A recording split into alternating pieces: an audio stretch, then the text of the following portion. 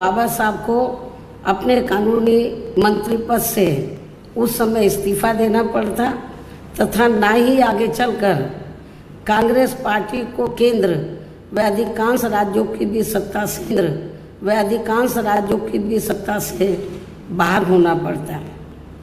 तथा ना ही फिर कमज़ोर वर्गों के लोगों को मजबूरी में बीएसपी के नाम पर अपनी अलग से राजनीतिक पार्टी बनाने की ज़रूरत पड़ती। और अब ये कांग्रेस पार्टी अपनी जैसी जातिवादी व पूंजीवादी सोच रखने वाली पार्टियों के साथ गठबंधन करके फिर से केंद्र की सत्ता में आने के सपने देख रही है, तो वही सत्ताधारी बीजेपी पार्टी भी पुनः केंद्र की सत्ता में आने के लिए अपने एनडीए गठबंधन को हर मामले में मजबूत बनाने में लगी है। साथ ही फिर से सत्ता में आने का दावा भी ठोक रही है। ये कह रही है कि इस बार बीजेपी और उनका गठबंधन 300 से ज़्यादा सीटें लाएगा,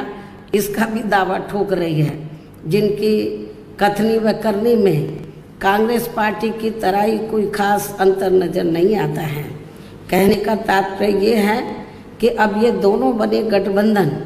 यानी कि एनडीए व परिवर्तित किए गए यूपीए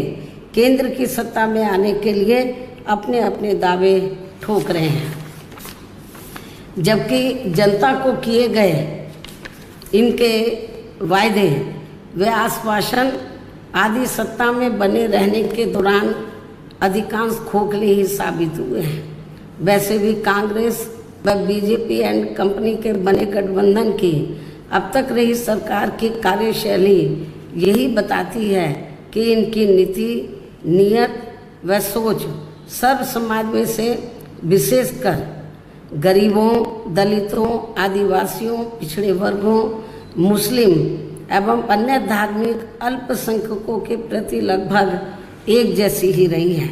क्योंकि इन्होंने सत्ता में रहकर शुरू से इन वर्गों के मामले में अधिकांश कागजी खाना पूर्ति ही की है तथा ज़मीनी हकीकत में इनके लिए कोई ठोस कार्य नहीं किए हैं। लेकिन जब ये लोग सत्ता से बाहर हो जाते हैं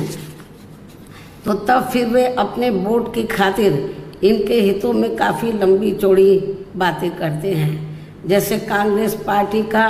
गरीबी हटाओ का व बीजेपी का हर गरीब के खाते में 20 लाख रुपए पहुंचाने को लेकर कही गई ये बातें सत्ता में आने के बाद केवल हवाई व खोखली ही साबित होकर रह गई हैं, जिसकी खास वजह से ही बीएसपी ने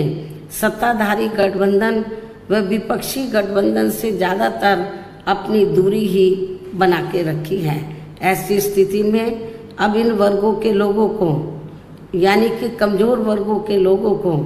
आपसी भाईचारे के आधार पर वे अपना अकेले ही मजबूत गठबंधन बना के या हर मामले में अपनी एकमात्र हितैषी रही पार्टी बीएसपी को ही मजबूती देनी है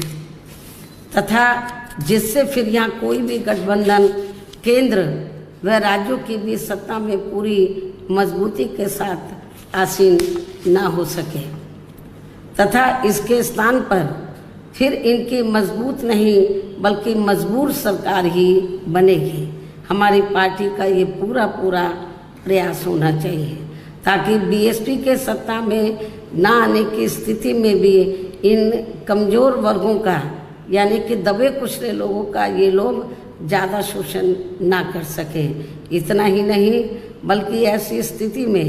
बीएसपी को भी सत्ता में आसीन होने का मौका मिल सकता है। और जब तक हम लोग अकेले अपने बलबूते पर खड़े नहीं हो पाते हैं, इसलिए इन सब बातों को ध्यान में रखकर अब बीएसपी को लोकसभा चुनाव में व इससे पहले राजस्थान,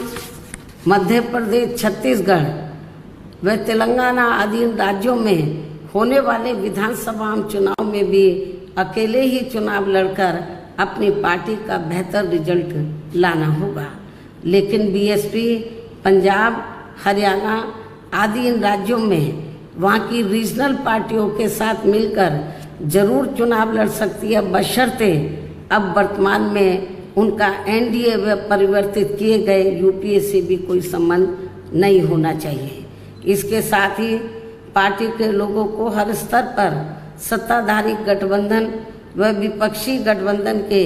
सभी साम दाम दंड भेद आदि हथकंडों से भी जरूर सावधान रहना है। इसके अलावा यहाँ मैं ये भी कहना चाहूँगी कि देश में लगातार बढ़ रही कमर तोड़ महंगाई, अति गरीबी व बेरोजगारी आदि की इन गंभीर समस्याओं के प्रति केंद्र के उत्तरदायित्व को लेकर कल से शुरू हो रहे संसद के मानसून सत्र में जवाबदेही का लोगों को काफ़ी बेसब्री से इंतजार है।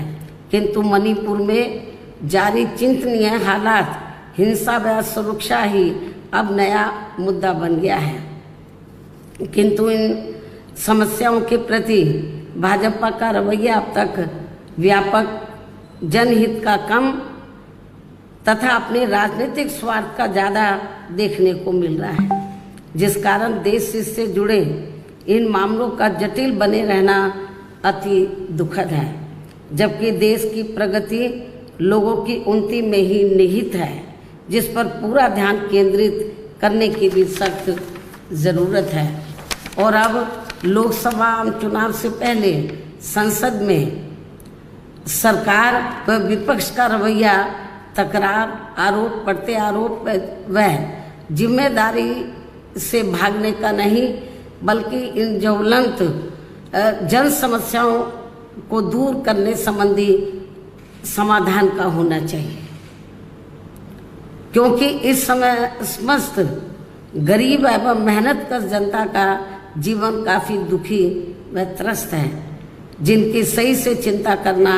सभी का दायित्व भी बनता है। अंत में अब मैं अपनी बात यहीं समाप्त करती हूँ। धन्यवाद। जय भीम व जय भारत।